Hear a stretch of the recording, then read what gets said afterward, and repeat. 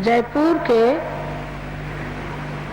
सर्व साधक लोगों को हमारा प्रणिपात।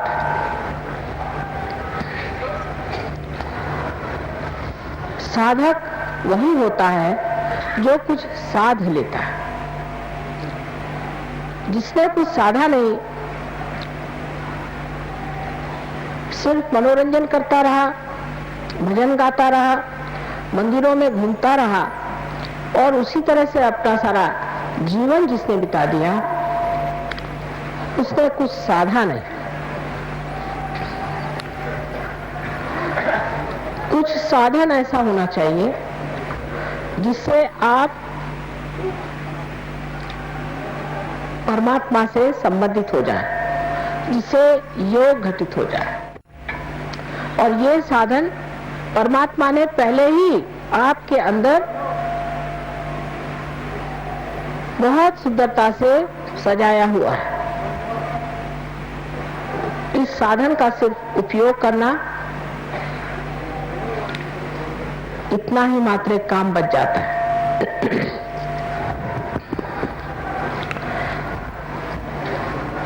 हमारे अंदर जो सूक्ष्म चक्र हैं, उसके अंदर या उनके अंदर हर चक्र पे एक एक देवता विराजमान। हम गणपति को मानते हैं, लेकिन हम ये नहीं जानते कि गणपति हमारे अंदर भी विराजमान है।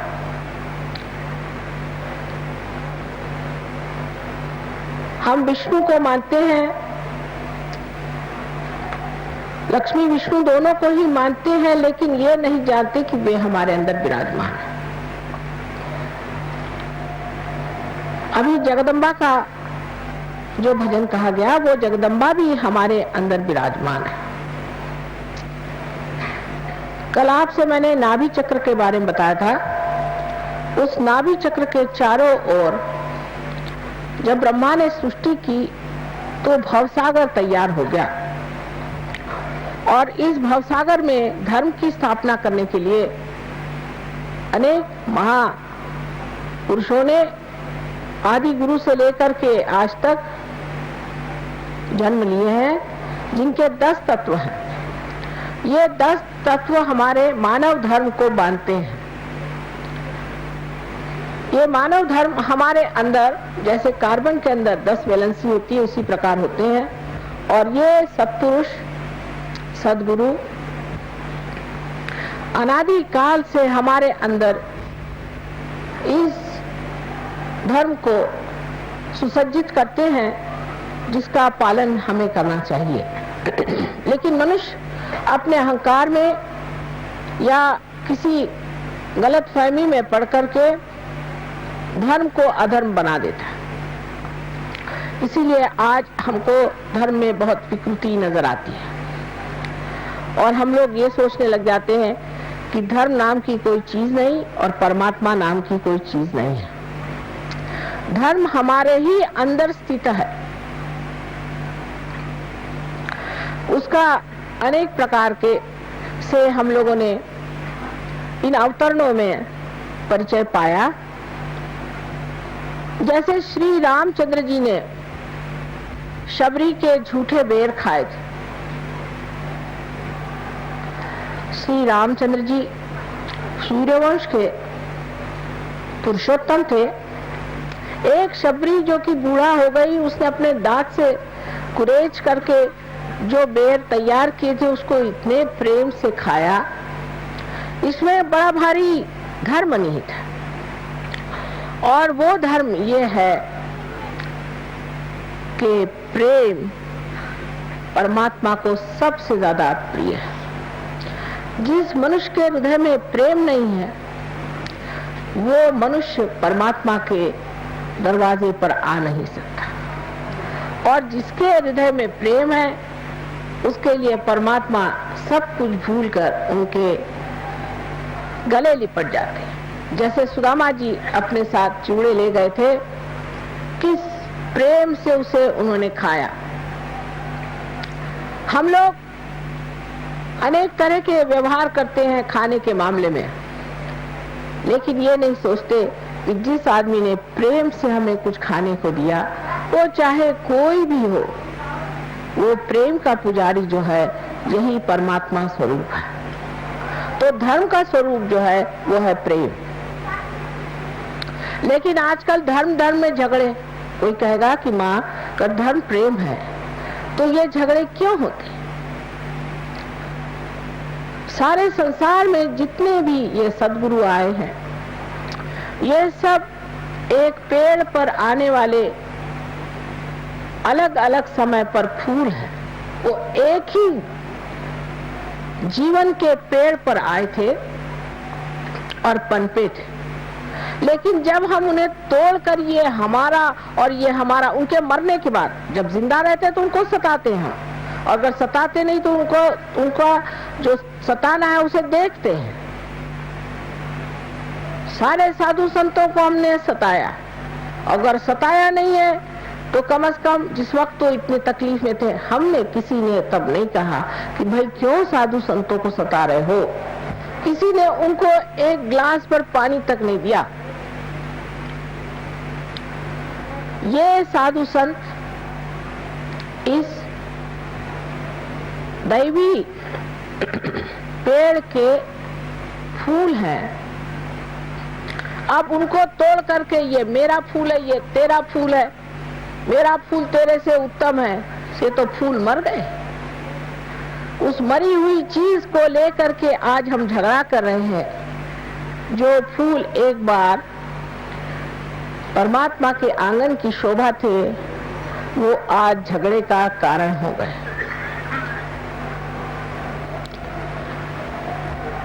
सो ये सारा धर्म जो है वो प्रेम का धर्म है, क्योंकि सारी शक्ति ही परमात्मा की प्रेम की है। अगर परमात्मा हम लोगों को प्यार न करते तो वो इस सृष्टि की रचना ही न करते।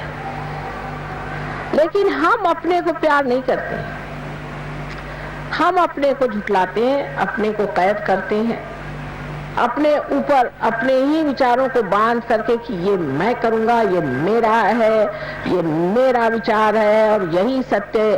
इस तरह की धारणा ले करके हम जब अपने ही को किसी कोठरी में बंद कर लेते हैं, तब दूसरे भी दूसरे कोठरी में बंद हो करके चिल्लाते रहते हैं। प्रेम में मनुष्य स्वतंत्र हो जाता है, स्व का तंत्र जान जाता है। इसलिए धर्म ये प्रेम है। अब किसी किसी जमाने में ऐसा समय आया कि जहां हिंसा को भी करना पड़ा। जैसे श्री कृष्ण ने युद्ध में अर्जुन से कहा कि ये तो सब पहले से मरे हुए हैं और तू इन सबको मार। उन्होंने कोई आजकल की अहिंसा नहीं सिखाई कि कीड़े मकोड़ों को बचा के रखो। क्या मैं कीड़े मकोड़ों को कुंडलिनी जागरण देने वाली हूँ जो कीड़े मकोड़े बचाते रहते हो? उन्होंने कहा इनको मार, तेरे जो गुरु हैं उनको भी तुम मार। उस वक्त देखिए धर्म को समझना चाहिए पूर्णतः। उस वक्त आपको कर्ण का किस्सा मालूम है कि कर्ण का पांव जब रथ में अटक गया और अर्जुन ने अपना गांडी उसके ऊपर उठाया, उसने कहा देखो मैं वीर हूं और तुम भी वीर हो, और एक वीर पर निशस्त्र आप हमला नहीं कर सकते। तब कृष्ण ने अपनी उंगली आगे करके कहा कि जिस वक्त द्रौपदी की लाज लूटी जा रही थी तब तुम्हारी वीरता कहाँ गई थी? मार इसे। अहिंसा नहीं सिखाई थी, दुष्टों की हिंसा ही सिखाई।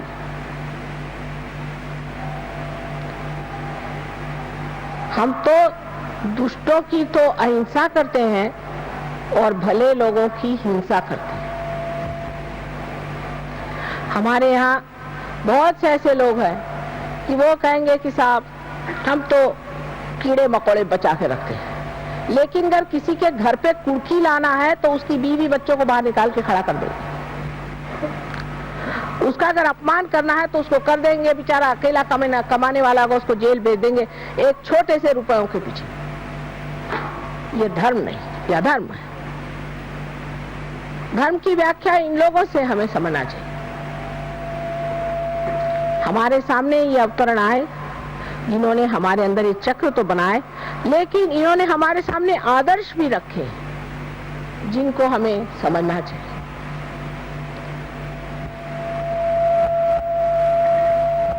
अब जो चक्र धर्म के बाद हमें जानना है वो है जगदम्बा का चक्र, जिसका अभी गायन हुआ था। जगदम्बा जो है वो इस हृदय चक्र में बीचों बीच बैठी हुई। ये हृदय चक्र 12 पंखुड़ियों से बना हुआ। जब बच्चा 12 साल तक का होता है तब तक जगदम्बा, क्योंकि उसका नाम भ्रमरम्बा भी, आप जानते हैं कि वो भ्रमर बनाती है, इन भ्रमरों को अपनी जो सीने पर हड्डी है उसमें बनाती है। इसे अंग्रेजी में एंटीबॉडीज कहते हैं। ये 12 साल तक वो बना के तैयार कर देती है, और जब कभी किसी बच्चे पर कोई आक्रमण आता है तो ये भ्रमर उससे लड़ाई करते हैं, झगड़ते हैं। 12 साल बाद ये भ्रमर सारे शरीर में फैल जाते हैं। लेकिन जैसे कि हमारे ऑल इंडिया रेडियो है, उसी प्रकार ये जो हड्डी है, इस हड्डी से ही उनको आदेश जाते हैं कि अब यहाँ लड़ो, अब ऐसे हमला करो, कुछ जरूरत है और इधर से लोग भेजो। ये हमारे अंदर होने वाले सारे आक्रमणों से लड़ते रहते हैं और कभी कभी हताहत भी हो जाते हैं। ये चक्र विशेषकर औरतों का ज्यादा पकड़ा जाता है, क्योंकि उनका विश्वास ये नहीं होता कि हमारी माँ जगदम्बा है, सर्वशक्तिमान, सबका पालन करने वाली, सबका तारण करने वाली जगदम्बा हमारी माँ है। पति ने जरा सा डांट दिया या कहीं कुछ चीज डर की बता दी तो औरतें डर के बैठ गई।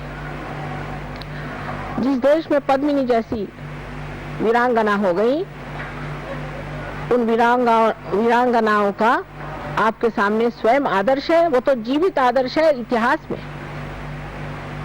लेकिन आजकल की औरत जो है बड़ी डरपोक है और उसे आदमी भी जरूरत से ज्यादा दबाते हैं और उसकी परवाह नहीं करते। उस वक्त उसका ये चक्र पकड़ जाता है और उससे ब्रेस्ट कैंसर की बीमारियां ज्यादातर होती हैं। ये चक्र आदमी में भी पकड़ जाता है। जब पकड़ जाता है तो वो डरपोक हो जाता है, बहुत डरता है और छोटी छोटी बात में उसे डर लगता है, झिझक लगती है, हाथ उसके थरथराते हैं, पैर उसके थरथराते हैं, किसी भी काम में पड़ता है तो डरते रहता है। जगदम्बा ये शक्ति है। ये देखिए उस जगह बैठी हुई है जहाँ पर कि भवसागर में से लोग भक्तगण ऊपर आना चाहते हैं तो देवी उनकी रक्षा भी करते हैं और उनको मदद करके ऊपर खींच लेते हैं। आप जानते हैं कि देवी ने अनेक बार इस संसार में जन्म लिया। आपके राजस्थली में भी उन्होंने सती रानी बनकर थोड़ी सी देर के लिए चमक दिखाई, और यहाँ के राजा लोग सभी शक्ति के पुजारी हैं। ये सब होते हुए भी एक तरह की भीरुता, डर मनुष्य में बैठा हुआ। सत्य को डर नहीं होना चाहिए। जो आदमी सत्य पे खड़ा होता है वो किसी से डरता नहीं। सारे संसार के सामने सम्मुख होकर के वो जो सत्य बात है उसे कहता है। 1970 में मैंने मुंबई में एक बहुत बड़े जहांगीर कावस जी हॉल में जितने भी राक्षसों ने जन्म लिया है उनका सबका नाम और उनका पहले का नाम सब बताया। किसी ने न मुझ पर केस करी और ना ही कोई मेरे ऊपर आफत लाए। एक साहब ने कहा माँ आपको गोली से उड़ा देंगे। मैंने लाओ तो सही, कौन गोली मारने वाला है, मैं देखती तो हूँ। थर थर थर थर कांप उठेंगे। ये माँ की शक्ति होते हुए भी हम लोग इस कदर कायर और डरपोक हो गए। इसकी वजह ये भी है कि वीरता को हमने जाना नहीं, शूरता को हमने समझा नहीं और सत्य का हमने मान नहीं रखा। असत्य पे चलने वाले लोग डरपोक होते हैं। माँ सत्यवान लोगों की ही पूजा करती है और उन्हीं को संभालती है और उन्हीं की रक्षा करती है। तो ये विश्वास रखना चाहिए कि हमारे ही अंदर श्री जगदम्बा का जब स्थान है उसे हम जागृत कर लेंगे। अनेक बीमारियां इस चक्र के खराबी से होते हैं। उसके जो राइट साइड में आप देख रहे हैं चक्र है, इसे हम राइट हार्ट कहते हैं। ये चक्र यहाँ राजस्थान में बहुत पकड़ता है। ये श्री राम का चक्र है। श्री राम का चक्र है जो कि पुरुषोत्तम है। एक तो लोग जो सरकारी चीजों से बहुत डरते हैं उनका ये चक्र बहुत पकड़ता है क्योंकि पुरुषोत्तम श्री राम ये एक आदर्श राजा थे और उनको जो लोग मानते हैं उनको किसी भी गवर्नमेंट से डरने की क्या जरूरत है। जब उनका साम्राज्य बैठा हुआ है तो गवर्नमेंट से डरने की कौन सी जरूरत है। वो मर्यादा पुरुषोत्तम थे। उसी तरह से अगर आप अपनी मर्यादाएं में रहें तो कोई भी गवर्नमेंट आप पे आंच नहीं ला सकती और वो आपको पूरे तरह से रक्षित रहने के लिए समर्थ है। इस चक्र को पकड़ने से मनुष्य को आस्मा की बीमारी हो जाती है। अब ये चक्र है पिता का, क्योंकि श्री रामचंद्र जी हमारे पिता स्वरूप है। ये पिता का है। अगर किसी पिता का अपने बच्चे से बिगाड़ हो गया या किसी बच्चे का अपने पिता से बिगाड़ हो गया या किसी तरह से पिता का जो स्थान है वो रिक्त हो जाए, जैसे कि बचपन में ही पिता की मृत्यु हो जाए या पिता के तरफ से कोई तरह भी तकलीफ हो या पिता बच्चे को उच्छृंखल बना रहा है, उसको बुरे रास्ते पर डाल रहा है, तब ये चक्र पकड़ता है। उससे आपके अंदर अस्थमा की बीमारी हो जाती है। ये बीमारी ठीक हो सकती है, लेकिन इसका ये मतलब नहीं कि आप सब अस्थमा वालों को मेरे पास लाइए। इसका मतलब है कि कुंडलिनी को जागरण करके पहले ये चक्र ठीक करें। जैसे कुंडलिनी जब उठती है तो किसी किसी की इतनी सुंदर कुंडलिनी होती है कि एक क्षण में उठकर जम जाती है और उसके बाद उनको कोई बीमारी ही नहीं आती। एक तो ये हुए। उसके बाद दूसरे ऐसे लोग होते हैं कि जिनकी कुंडलिनी उठती तो है पर बार बार गिर जाती। ऐसे लोगों को कुंडलिनी बार बार उठा करके जगाना चाहिए कि ये कुंडलिनी की जो शक्ति है, यही आपका इंजेक्शन, यही आपकी दवा, यही आपका धन्वंतरी, यही आपके डॉक्टर, यही सब कुछ है। अगर ये शक्ति आपके अंदर बहेगी नहीं तो हमारे हाथ कैसे चलेंगे। और तीसरे लोग हैं जिनकी की कुंडली जमी बैठी है, वो उठती ही नहीं। ऐसे लोगों को ठीक करना कठिन जाता है। श्रद्धावान लोग जो होते हैं, जो कहते हैं हाँ थोड़ा सा हमारा फर्क आ गया, ठीक हो रहा है, उन पे कुंडली नहीं चलती। बहुत से लोग हैं, हमने बहुतों को ठीक किया, बीमारियां ठीक करी, लेकिन हमने देखा ये कि उनमें से बहुत कम लोग सहयोग में उतरते हैं। आपको सोचना चाहिए कि परमात्मा जो है वो भी समझदार है और ऐसे दीप क्यों जलाए जो प्रकाश न दे। ऐसे दीप को जला के फायदा क्या, समय बर्बाद करके, कि जो सिर्फ अपनी तंदुरुस्ती ठीक करने आते हैं। ऐसे बहुत से पहलवान भी हैं जो मेरे पास आते कि माँ हमें शांति दो। क्या तंदुरुस्ती ठीक होने से सब कुछ हो जाएगा? फिर एक चक्र ठीक होगा, फिर दूसरा खराब होगा। आज एक बीमारी होगी, फिर कल दूसरी होगी। रात दिन मैं क्या यही करती रहूं? एक तो पूर्व पुण्याई भी चाहिए और नम्रता भी चाहिए। बहुत से लोग ऐसा भी सोचते हैं कि जब वो सहज योग में आते हैं तो हमारे ऊपर वो उपकार करे जा रहे हैं। ये नहीं समझते कि हमारा ये अहोभाग्य कि आज हम आए, हमारी कुंडली जागृत हुई और हमने इसे प्राप्त किया। जब मनुष्य ये समझ लेता है तभी परमात्मा उसे स्वीकार करते हैं, न कि अहंकारी मनुष्य को कि हाँ भाई हम तो खास करके इसीलिए आए, जैसे कि आप हमारे ऊपर उपकार कर रहे हैं। उपकार परमात्मा का हमारे ऊपर है, उनके ऋणी होना चाहिए, उनको धन्यवाद देना चाहिए कि प्रभु हमें ये समय दिया कि हम इस चीज में आए, अब हम तुम्हारे दरवाजे आए। सिर्फ बीमारी ठीक करने वाले जो आते हैं उसमें हमारा चित्त जाता ही नहीं। हाँ, यह है कि जैसे ही कुंडलिनी का जागरण हो जाता है और जब कुंडलिनी उठ जाती है तो जो बीमारियां जैसे कल मैंने आपको बताई और जो ऊपरी बीमारियां हैं ये सब ठीक हो जाती, लेकिन वो कुंडलिनी को जमाना पड़ता है, थोड़ा अभ्यास करना पड़ता है। और ये भी बात सही, जैसे मिसेस पर्दल ने कहा, बात सही है कि इनको अंजाना का ट्रबल था, 10 मिनट में ठीक हो गए, लेकिन ये जीव और है। इनके सारे खानदान को मैं जानती हूँ, उसमें से ये एक जीव अलग, उसे मैं क्या करूं? कोई फल है जल्दी पक जाता है और कोई पकता ही नहीं और कोई सड़ा ही होता है। इसलिए कुंडलिनी का जागरण करके उसे कहाँ रोकना चाहिए, किस तरह से उठाना चाहिए, कौन सी चक्र में दोष है, क्या चीज करनी चाहिए, ये थोड़ा सा समझ लेना चाहिए। और जब कोई आपको कोई बताता है उसी प्रकार आप करें, समझदारी से। अब उससे ऊपर जो चक्र है, जिसे कि हम कंठ में श्री कृष्ण का चक्र, इस जगह श्री कृष्ण जो गोप गोपियों के साथ खेला करते थे, वो बराबर बीचों बीच। अब तो आजकल ऐसे भी बुद्धिमान निकल गए कि वो कहते हैं कि जिन्होंने गीता बताई वो कृष्ण अलग और जो कृष्ण जो गोप थे वो अलग, और पता नहीं कितने उनके और तरीके बनाएंगे। ये जो कंठ है, इस कंठ में 16 है, क्योंकि उनकी 16 कला आप जानते हैं, 16 पंखुड़ियां हैं। इसे विशुद्धि चक्र कहते हैं, मैंने एकदम विशुद्ध, क्योंकि योगेश्वर है।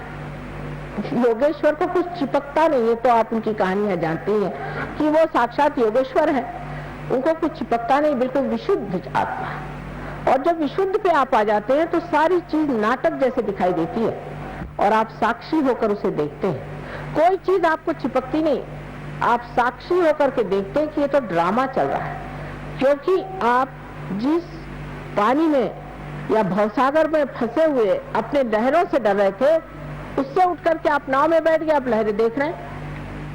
ये साक्षी स्वरूपत्व आप में अंदर आ जाता है। जैसे ही साक्षी स्वरूपत्व आ जाता है तो आप सारी सृष्टि को एक साक्षी होकर के देखते हैं और आप पर किसी चीज का असर नहीं आता। दूसरी बात यह है कि जो प्रश्न है आपके, उसका हल इससे बाहर निकलने पे ही होता। जब तक आप उसमें उलझे हुए हैं, आपके प्रश्न कभी ठीक हो ही नहीं सकते। उससे जब आप बाहर निकल आते हैं तभी आप इस प्रश्न को ठीक कर सकते हैं। तो यहाँ पर बसा हुआ जो श्री कृष्ण का कंठ का स्थान है, इसमें भी 2 हिस्से हैं, एक को जैसे लेफ्ट कहें और एक राइट। लेफ्ट में श्री विष्णु माया का स्थान है। श्री विष्णु माया के बारे में आप जानते हैं कि जो उनकी बहन थी, जिन्होंने स्वर्ग में जाकर के आकाशवाणी करी थी, बादलों में से गरज कर कहा था कंस से कि तेरा मारने वाला अभी जीवित है। वही आकाशवाणी आज भी कार्य करती है, जो बिजली है ये भी कार्य करती है। और आप कभी देखिएगा तो आपको आश्चर्य होगा कि हमारे भी फोटो बड़े कमाल के आते हैं। और जो ये कैमरा जिसे हम सीधी सादी चीज समझते हैं, इसने ऐसे ऐसे हमारे फोटो निकाल दिए हैं कि आप हैरान हो जाइएगा। यहाँ तक कि बादलों में तक हमारे फोटो आते हैं। ये आकाशवाणी का कार्य है, ये विष्णु माया है। इस विष्णु माया पर ये कहना है कि जब हमें भाई बहन का विचार नहीं रहता, जब हमारे अंदर ये शुचिता रहे, हम जब दूसरी औरतों की ओर बुरी निगाह डालते हैं, तब भी ये चक्र पकड़ जाता है। या किसी कारणवश हम ये सोचते हैं कि हम पापी हैं, हम दुष्ट हैं, और इस तरह की बेकार की अपने बारे में न्यून कल्पना कर लेते हैं, तब भी ये चक्र पकड़ता है। ये कल्पना कहीं कहीं बहुत ज्यादा मैं देखती कि हम तो पापी हैं, क्योंकि रात दिन जो आता कहता तुम लोग पापी हो, ये संसार पापी है, और जो बताने वाला वो कौन बड़ा धर्मात्मा है। ये सब बातें सुन सुन के मनुष्य अपने को इतना नीचा गिरा लेता है कि उसकी ये लेफ्ट विशुद्धि पकड़ती है, और इसके पकड़ जाने से अगर हृदय में भी पकड़ आ जाए तो अनजाना जैसी बड़ी घातक बीमारियां हो जाती हैं। रात दिन कभी पत्नी, कभी पति, कभी घर, कभी समाज, किसी भी औरत में ये हमेशा बढ़ते रहता है कि तुम बड़ी खराब। उस वक्त ये चक्र पकड़ जाता है और इससे अनेक बीमारियां हो जाती, पर सबसे घातक बीमारी इसकी अनजाना की है। दूसरी जो राइट साइड है उसमें हम जिसे महाराष्ट्र में विट्ठल कहते हैं, और जिसे आप कहिए कि द्वारिका में बसे हुए श्री कृष्ण जहाँ राज्य कर रहे थे, उनका स्थान। तो जब गोप गोपी बन के यहाँ रहते थे तब उनका बीचों बीच स्थान है, और जब वो राज कर रहे थे द्वारिका में तो उनका राइट, और जब लेफ्ट में आप देखते हैं तो उनकी जो शक्ति स्त्री है वो उनकी बहन है। बीचों बीच में श्री कृष्ण की राधा, और इन्हें उनकी रुक्मिणी, उनकी पत्नी जो थी वो उनकी शक्ति थी। ऐसे ही मैंने आपसे कल बताया कि 5 शक्तियां वो और 16,000 और शक्तियां सारी श्री कृष्ण की यहाँ विट्ठल के स्थान पे है। लेकिन इसमें भी इतने दोष आ गए कि विट्ठल की मूर्ति पंढरपुर में उनका साक्षात हुआ, जैसे आपके गोविंद महाराज की यहाँ मूर्ति आई है स्वयंभू। उसके बाद लोगों ने वहां पे अपना धंधा शुरू कर दिया, और लोग एक एक महीना मुंह में तंबाकू डाल के विट्ठल विट्ठल विट्ठल करते हुए पैदल जाते थे। अब तंबाकू जो है ये कृष्ण के विरोध में, उनको बिल्कुल तंबाकू नहीं पसंद। जो लोग तंबाकू खाते हैं उनका ये चक्र खराब हो जाता है, या जो तंबाकू पीते हैं उनका ये चक्र खराब हो जाता है, और इसीलिए उनको कैंसर की बीमारी होती है। इसका इलाज है आप अजवाइन की बीड़ी मुंह में लें, अजवाइन का पत्ता जला करके और उसकी बीड़ी फूकें, श्री कृष्ण उससे खुश रहते हैं। दूसरा इसका इलाज है कि आप मक्खन को दूध में या पानी में, गर्म पानी में डाल के उसे पिए, उनको मक्खन बहुत पसंद है। नाक में आप घी डालें, घी और थोड़ा सा कपूर, क्योंकि कर्पूर गौरव आप जानते हैं, आप कपूर के बड़े शौकीन हैं, सो कपूर थोड़ा सा डाल करके वो नाक में छोड़ें, कपूर माथे पे लगाएं। जो कुछ श्री कृष्ण को पसंद है वो सारा करने से वो प्रसन्न हो जाते हैं, और आपका विशुद्धि चक्र ठीक हो सकता है, आपका कैंसर ठीक हो सकता है, आपकी सारी तकलीफें ठीक हो सकती है। जब आप सबका गला पकड़ जाता है तो मेरा भी गला पकड़ जाता है, क्योंकि इतनी मेहनत पड़ जाती है इसको ठीक करते करते, तो भी पहाड़ जैसे लोगों की कुंडलिनी कभी कभी उठती ही नहीं, बड़ा प्रयत्न करना पड़ता है। खासकर विशुद्धि चक्र पे ये 3 ऐसे पेंच बैठे हुए हैं। उसमें से ये कि जो लेफ्ट विशुद्धि है, अगर मंत्र वगैरह किसी गलत गुरु से लिए है और बक रहे हैं उसको सुबह से शाम तक, तो वो मंत्र भी पकड़ जाता है। इन सब चीजों के लिए उसका इलाज सहयोग में हरेक का मंत्र रूप भी है, आसन रूप भी है, और भी कुछ उसके साथ में थोड़ा बहुत जैसे पानी, जल या चीनी, इस तरह की चीजें दे करके किया जा सकता है। अब आज्ञा चक्र हमारा बीच में, ये महाविष्णु का स्थान, इसका वर्णन हमारे यहाँ बहुत सुंदर देवी महात्म्य में मार्कंडेय स्वामी ने करके रखा है। लेकिन कौन पढ़ता है आजकल देवी महात्म्य, किसको फुर्सत है। ये महाविष्णु का स्थान है, और यहाँ जो 2 स्थान हैं उसमें इस तरफ बुद्ध और इस तरफ महावीर जी। अब बुद्ध के लोगों ने भी बुद्ध का हाल खराब कर दिया। उन्होंने कहा था कि आप भगवान की बात ही मत करो, पहले ईश्वर की बात मत करो, कोई मूर्ति की भी बात मत करो, क्योंकि जब तक आत्म साक्षात्कार नहीं होता है तब तक लोग न जाने किस किस चीज को पूजेंगे। कोई भी पत्थर देखा उसको पूजने लग जाएंगे। ये क्या जानेंगे कि कौन सी स्वयंभू मूर्ति कौन सी नहीं। तो पहले आत्म साक्षात्कार, आत्म साक्षात्कार, आत्म साक्षात्कार, इसी को पहले जाना। इसलिए लोग उनको कहते हैं वो अनिश्वरवाद थे, ये बात नहीं थी। वो बहुत प्रैक्टिकल आदमी थे। शुरू में हम भी यही कहते थे कि बाबा पहले आत्म साक्षात्कार लो फिर बात करें।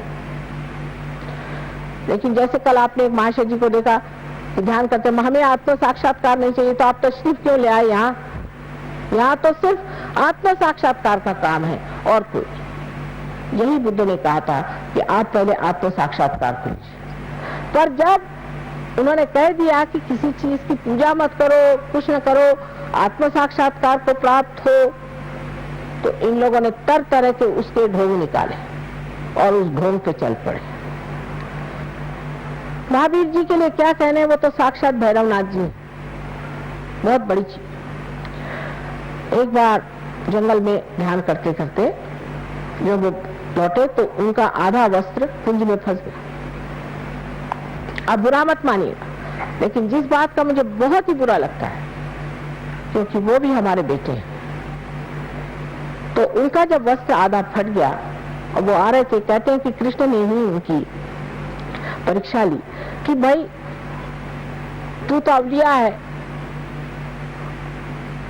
तू तो अवधूत, तुझे क्या जरूरत, मेरे पास तो एक भी कपड़ा नहीं, मैं नंगा खड़ा हूं, मेरे लिए तेरा कपड़ा दे दे। तो उन्हें एक क्षण भर के लिए उसको कपड़ा दे दिया। वो तो राजप्रसाद में रहने वाले राजकुमार थे, एक क्षण भर के लिए वो छुपा कर चले गए और अपना कपड़ा पहन लिया। आज देखिए कि उनके क्या क्या तमाशे लोगों ने बना के रखे हैं। एक माँ के हृदय से पूछिए, क्या इस तरह से उनके तमाशे बनाने चाहिए? सारी दुनिया भर में उनको इस तरह से घुमाते हैं और रास्ते पर भी इस तरह से घूमते हैं बेशर्म जैसे लोग।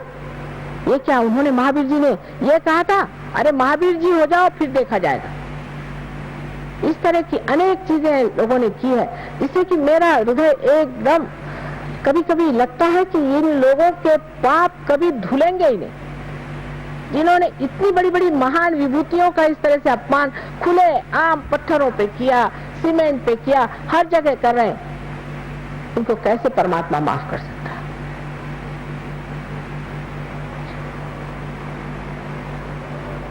नेमिनाथ जी ने जिस वक्त में श्री कृष्ण के साथ, उनके वो भाई, चचेरे भाई थे नेमिनाथ जी, जो कि तीर्थंकर थे, उनको उपरति हो गई।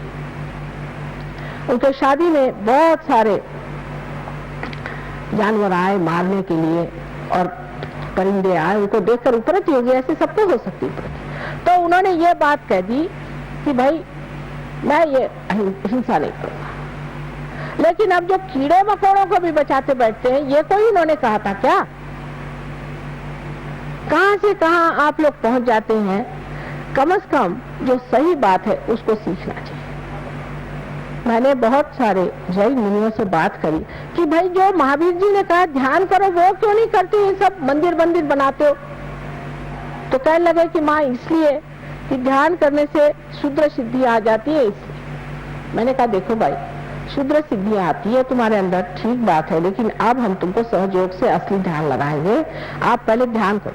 अब बहुत से जैन लोग सहयोग को समझ रहे हैं कि महावीर जी का जो कहना है वही माता जी कर है, और जो बुद्ध ने कहा वही काम माता जी, जो सच्चा दरबार कहते हैं वो ये। और बेकार की चीजों में अपना पैसा, अपना सारा चित्त बर्बाद कर देना ठीक है। अब तीसरे यहाँ ईसा मसीह, ये ईसा मसीह का खून हम लोग पहनते हैं, समझ लीजिए। अब ईसाइयों का तो और गधापंथी क्या बताओ आपसे, महागधे लोग हैं, इनसे तो बात ही नहीं कोई कर सकता। इनसे बढ़ के तो कट्टर लोग कोई है ही नहीं। हम लोग सोचते हैं कि मुसलमान कट्टर है, कम से कम वो दिखाई देते हैं, ये तो छिपे हुए कट्टर लोग हैं और महागधे हैं। इन्होंने कभी ईसा को समझा नहीं। ईसा ने, क्योंकि उनका स्थान बराबर आंखों के बीच में जो ऑप्टिक चाइज्मा उसमें है, तो उन्होंने एक वाक्य कहा था, दाउ शैल्ट नॉट हैव एडल्ट्रस आईज। तुम्हारी आंख इतनी अबोध होनी चाहिए कि उसके अंदर कोई सी भी लालसा नहीं होनी चाहिए। बताइए, ऐसा आपको आज तक कोई ईसाई मिला है जिसके आंख में लालसा न हो?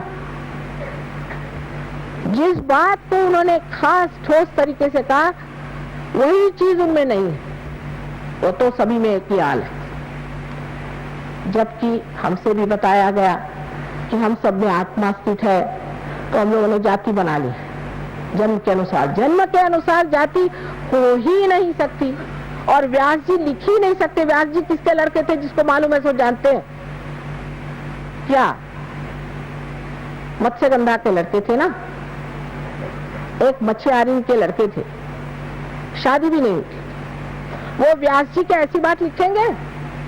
लेकिन ये बना दिया कि जन्म से आप ब्राह्मण हैं, ब्राह्मण होना पड़ता है। यही बात मैंने आपसे बताई। अब आप समझ लीजिए कि धर्म के मामले में अपनी कल्पनाएं जो गलत है उसको सही करना पड़ेगा।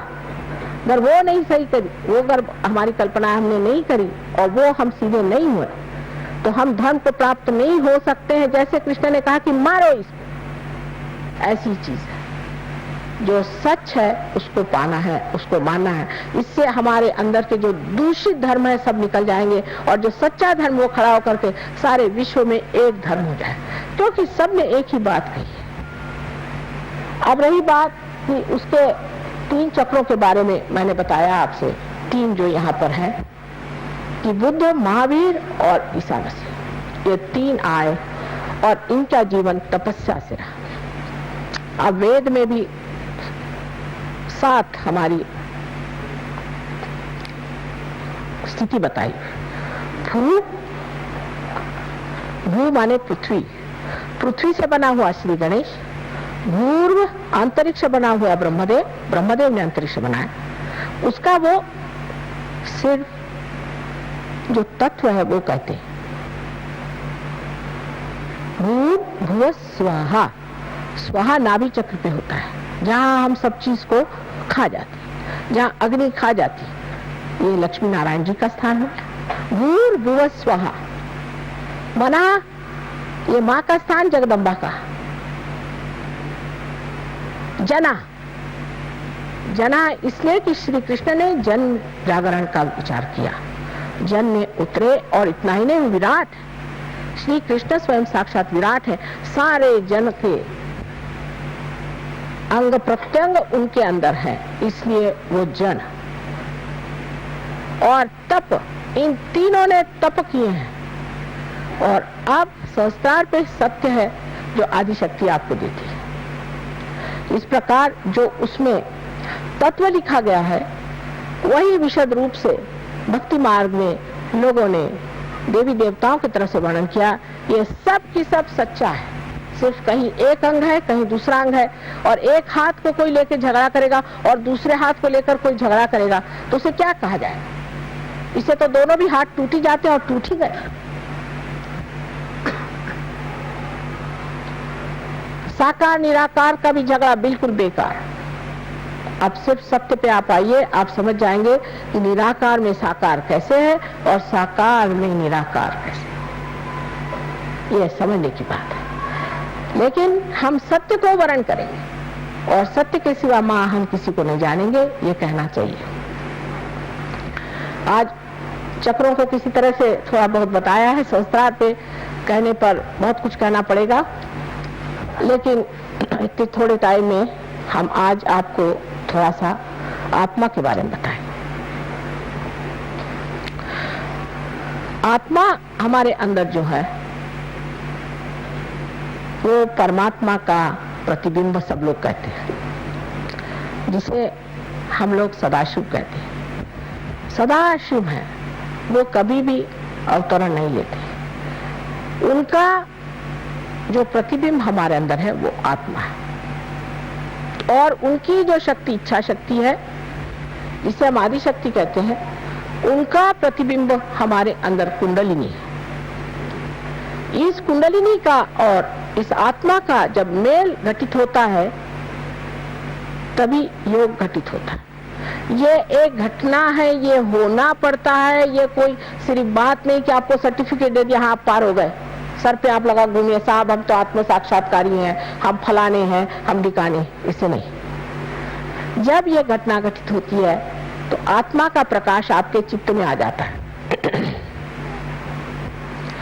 चित्त में आत्मा में आने से, जैसे अभी डॉक्टर साहब ने मेरे आते आते कहा कि आप माँ के सामने आते ही माँ आपके बारे में जान जाती, क्योंकि मेरा चित्त जो है वो अगर आलोकित है तो मैं सब आपके बारे में जान ही जाऊं। अगर मेरा चित्त अगर चारों तरफ है और उसमें अगर आलोक है तो उसमें मैं जान ही जाऊंगी कि आप क्या। जब आपका चित्त आलोकित होगा तो आप भी जान जाइएगा कि सत्य क्या है।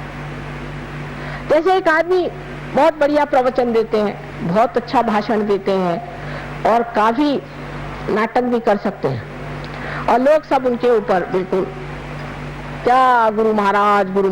पता हुआ कि जेल से अभी छूट के आए 10 महीने पहले।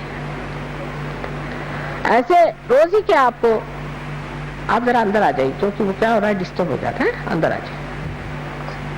बच्चों को भी कहें इधर से आ जाओ, झांकने की कोई जरूरत नहीं। तो इस तरह के रोज के अनुभव आते हैं कि आज एक बाबा जी आए, कल दूसरे बाबा जी आए, वो इतना रुपया लेके चले गए, वो आए वो इतना हमारे से धन धाने ले गए। सारे आजकल तो जैसे कुछ पता नहीं इनकी कहीं से, जैसे कि बरसात में मेंढक बोलते हैं, इसी तरह से बाबा जी लोग आजकल सब जगह बोला करते हैं। आज भी हमने देखे कि इनके एक बाबा जी, उनके एक बाबा जी, जिस गांव में जाती हूँ नए नए बाबा जी सुनाई देते।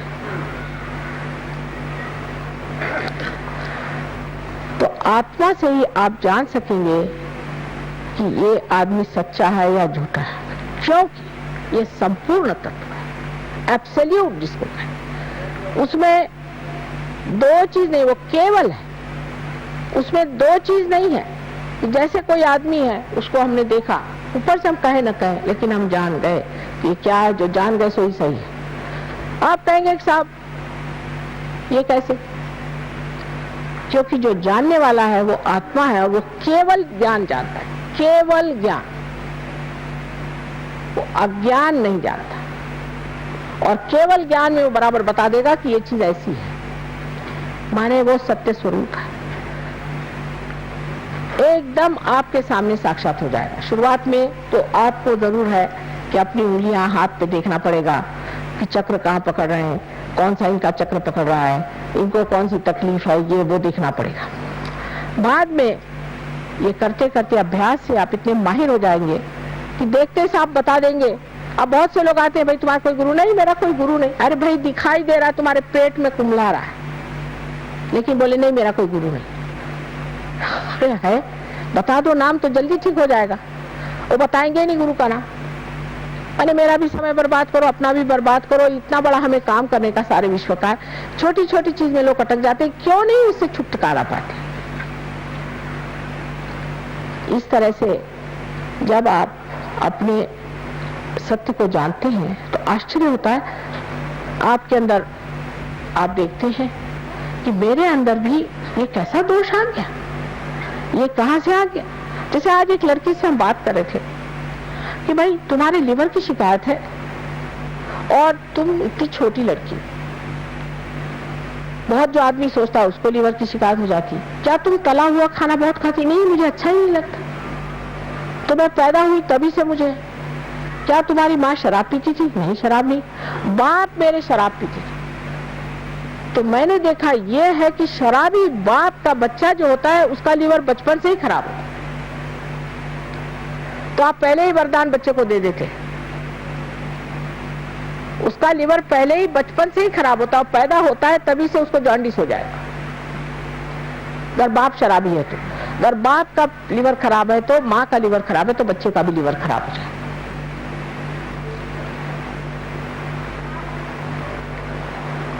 तो जो सत्य है उसको जानने के लिए अपना चित्त शुद्ध रखना चाहिए। अब उसका ये मतलब नहीं कि आप चित्त को धोते बैठिए, लेकिन जब आप ध्यान करते हैं तो आप निर्विचार में आ जाएंगे। जब आज्ञा चक्र से कुंडली में ऊपर उठ जाएगी आप निर्विचार हो जाएंगे। ये जो विलंब का स्थान है इसको बढ़ाते जाना चाहिए, ये निर्विचारता बढ़ाती जानी चाहिए। उस वक्त आप शांत चित्त हो जाते हैं, आप में शांति आ जाती है। जिस वक्त शांति होती है तभी कोई वृक्ष बढ़ता है। जिस वक्त आप निर्विचार होकर ध्यान में आ जाते हैं तो वृक्ष ठीक से बढ़ता है और प्रगति होती है। हर तरह का सत्य आप जान जाइएगा। हमारी तो बात छोड़िए, हम तो जानते ही हैं, लेकिन सहयोगी भी जो है वो कहते हैं माँ पता नहीं कैसे हमको लगा कि इस दुकान में जाए यही मिल जाएगी, तो वहां चीज मिल गई। हमको लगा कि इस रास्ते पे चले जाए, वहां एक सहयोगी बैठा हुआ था, उसने कहा भाई मैं तुम्हारा इंतजार कर रहा था, देखो यहाँ पे एक आदमी हमारा है रिश्तेदार बीमार पड़ा, चलो। कहीं कुछ ऐसी छोटी छोटी होती, इतनी बड़ी बड़ी बातें हो जाती हैं कि बड़ा आश्चर्य होता है। और सत्य को आप तत्व पे जानते हैं कि तत्व कहाँ खराब है। जैसे कि पेड़ है, पेड़ को अगर आपको तो उसका पत्ता खराब हो गया है तो आप पत्ते को नहीं ठीक कर सकते, आपको उसके जड़ में उतरना चाहिए, उसके तत्व में उतरना चाहिए और तब पेड़ ठीक हो जाता है। इसी प्रकार तो पहले तो आपको ये ज्ञात हो जाता है, विद हो जाता है, आपके उंगलियों पर विद हो जाता है, आप वेद को जान लेते हैं कि ये सत्य क्या है। दुनिया भर का ज्ञान आपके अंदर आ जाता है। अभी हम महाराष्ट्र में गए थे, बैलगाड़ी में जाना पड़ता है कि तो बैलगाड़ी वाला आदमी उससे बातचीत शुरू करी तो हमने कहा तो कबीर बैठा गाड़ी चला रहा होगा। अरे हमने कहा सब नहीं, तुम्हें जाना कैसे? कहीं भाई ये सब अंदर ही था ना, तो आपने लाइट दे दिया हमारे अंदर तो हमने सब जान लिया। बात तो सही कह रहा हूँ ना? और मैंने कहा बिल्कुल सही कह रहे हो, कमाल है तुम्हारी। तुकाराम कौन सी यूनिवर्सिटी में गए थे? ज्ञानेश्वर जी कौन सी यूनिवर्सिटी में गए थे? वो अवतरण तो थे नहीं, लेकिन क्या ज्ञानी लोग थे। ये ज्ञान कहाँ से आया? ये हमारे ही अंदर सारा असल ज्ञान, जो केवल ज्ञान अपने अंदर है, उस ज्ञान को तब आप प्राप्त करते हैं। ये आपकी आत्मा की ज्योत है, जो जलने से आप प्रकाश में सांप को सांप देख सकते हैं और रस्सी को रस्सी देख सकते हैं। अनेक है इसकी चीज, अब इसको अभी बताने का इतना समय नहीं। तो ये सत्य है और चित्त भी है। आत्मा चित्त क्या है कि सामूहिक चित्त है। जैसे कि विराट के शरीर में आप अंग प्रत्यंग है, उस अंग प्रत्यंग को ये मालूम नहीं कि वो विराट के शरीर में। जब उसका आत्मा जागृत हो जाता है तो वो जानता है कि मैं विराट के शरीर में घूम रहा।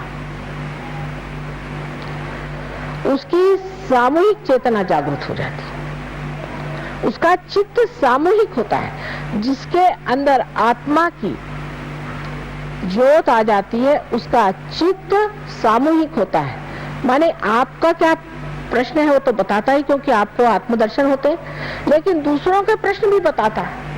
और अगर आप ये भी जान ले कि ये कैसे ठीक करना है तो वो भी वो ठीक कर देता है। इसलिए सारा समग्र ज्ञान एक ही चीज का नहीं। अब समझ लीजिए डॉक्टर के पास जाइए तो डॉक्टर कहेगा भाई देखो तुम अभी इसका, मैं तो डॉक्टर पेट का हूँ, तुम इसको दांत वाले के पास ले जाओ। उधर वो सारे दांत निकाल लेगा, कहेगा भाई तुम्हारा दांत ठीक है। उसका दूसरा जाएगा कान फाड़ लेगा ये कान ठीक है। तीसरा आंख निकालेगा, कहेगा आंख ठीक है। अंत में आप बीमार होकर के लौट आइए। डॉक्टर लोग माफ करें लेकिन सहयोग में समग्र ज्ञान होता है। माने ये कि एक आदमी आया, माँ मेरे पेट में दर्द हो रहा। अब ये कोई कहेगा अरे पेट में दर्द हो रहा है, इसको कोई पेट की दवा नहीं, इसके अंदर कोई और चीज आ गई है, उसको निकालना है। इस पे किसी और का असर आ गया है, वो निकालना है। कोई काली विद्या हो गई, वो निकालना है। सारा समग्र ज्ञान सहयोग में आता है।